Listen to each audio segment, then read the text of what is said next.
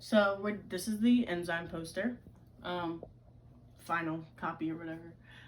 So for the introduction, we said that the condition being tested is the pH, and we wanted to see the pH levels from 4 to 10 and how it affects trypsin and its digestion of azocasein, which is the substrate. So our question was, how does the basic pH with the range of 4 to 10 affect the trypsin activity? And then we think that the trypsin activity will be optimum at a more neutral level, which is at a pH of like 7, 8, 9. And then it will decrease in activity when it's at the more acidic pHs of like 4, 5, and 6. And then at the more basic pH of 10, like the activity will be decreased as well. And then our rationale was that trypsin is found in the small intestine in humans. And in the small intestine, we have a pH of 8.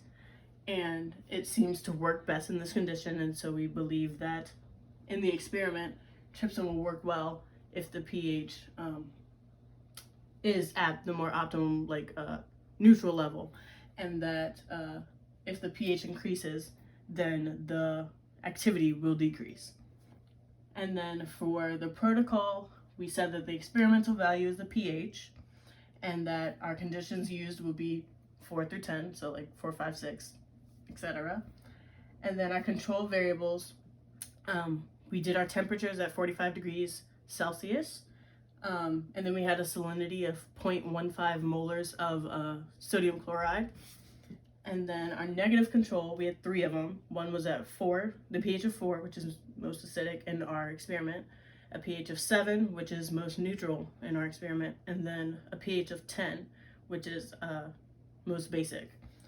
And then we did 3 replicates of that, and we made sure to put all of our buffers in a water rack for about 5 minutes before we added in the trypsin, so that all of the buffers would be the same temperature. And then for our results, we realized that the pH of 4, it was clear for each experiment, and there was a big pellet, which means that trypsin didn't digest all of it. And then at a pH of 7, we saw that it was yellow, and there was a small pellet, so that means that there was more digestion activity, obviously because the pellet's smaller, and that's the undigested enzymes. And then at pH of 10, we saw the color of the liquid was yellow also, and then with the small pellet, which means it was digested better. And those were also our controls, as seen in the result table.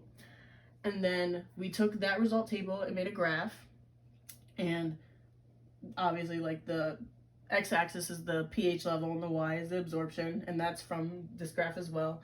And then we took the controls that we had up here and also made a graph just for controls and the control average. In the absorption, we saw that it was most absorbed in the pH of 9, and it was honestly more optimum in the 7 to 9 ratio, or like, I don't even know how to explain it, but between those two. So it was most optimum, whereas in the other pHs, the activity was lower. And then we did a t-test also, and we realized that all of our numbers were below 0.5, which means there's like a 95% chance that it's due to the experimental value. And then in conclusion, we found out that our hypothesis was consistent with the experiment, and our results matched our hypothesis as well, and saying that like at the more acidic pHs of like 4, 5, and 6, the activity will decrease, and then at the more basic of 10, it will decrease, and that the more optimum levels for trypsin digestion is 7 and 9.